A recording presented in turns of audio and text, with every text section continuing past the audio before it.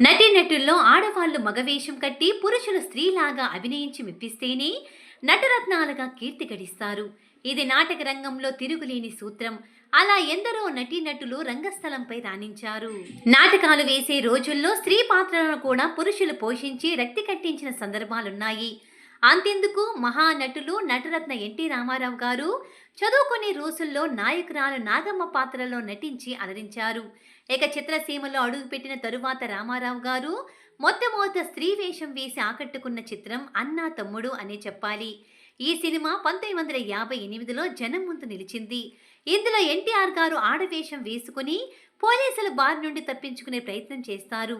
ఆ సందర్భంలో ఎన్టీఆర్ గారి ఆడవేషాన్ని చూసి మఫ్టీలో ఉన్న పోలీసు రేలంగి గారు వయసు మళ్ళిన వన్నెలాడి అంటూ పాటలు అందుకుంటాడు. ఆ సన్నివేశం భలే వినోదం పండిస్తుంది. అన్నా తమ్ముడులో ఎన్టీఆర్ గారు అన్నగా, జగ్గయ్య తమ్మునిగా నటించారు. ఈ సినిమా మంచి ఆదరణ చూరగొంది. అదే సంవత్సరంలో విడుదలైన కార్తవరాయని కథా సినిమాలోనూ ఓ సీన్లో ఎన్టీఆర్ గారు ఆయనతో పాటు రమణారెడ్డి గారు ఆడవేషాలు వేసి వినోదం పంచారు. టిఆర్ రామన్న గారి దర్శకత్వంలో తెరకెక్కిన కార్తవరాయని కథ పురాణ గాథ ఆధారంగా రూపొందింది. స్త్రీ వేషాలు ధరించినప్పుడు ఎన్టీఆర్ గారు కన్నడలోనూ, రమణారెడ్డి గారు తమిళంలోనూ మాట్లాడడం మరింత వినోదం పంచుతుంది. ఎన్టీఆర్ గారు 1960లో వచ్చిన దేవాంతకుడులోనూ మరోమారు స్త్రీ వేషం వేసి రక్తి కట్టించారు.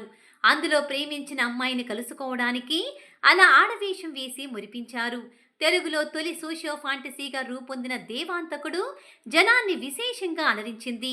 సి పుల్లయ్య గారు ఈ చిత్రానికి దర్శకత్వం వహించారు. విశేషమేంటంటే అంతకుముందు అన్నా తమ్ముడులో ఎన్టీఆర్ గారితో స్త్రీ వేషం కట్టించిన దర్శకులు సిఎస్ రావు గారు పుల్లయ్య గారి తనయుడే. అలా తండ్రి కొడుకులు ఇద్దరూ ఎన్టీఆర్ గారిని ఆడవేషం కట్టించి అలరించారు.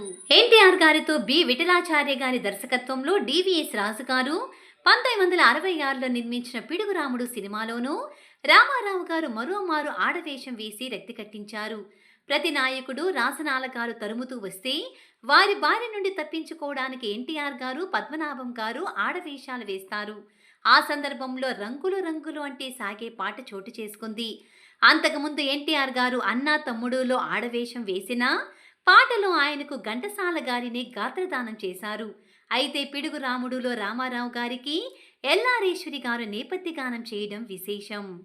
తర్వాతి రోజుల్లో బిఏ సుబ్బారావు గారు రూపొందించిన రైతు బిడ్డ సినిమాలోనూ ఓ సీన్లో అర్ధనారీశ్వర వేషం వేసి భలేగా అలరించారు రామారావు గారు.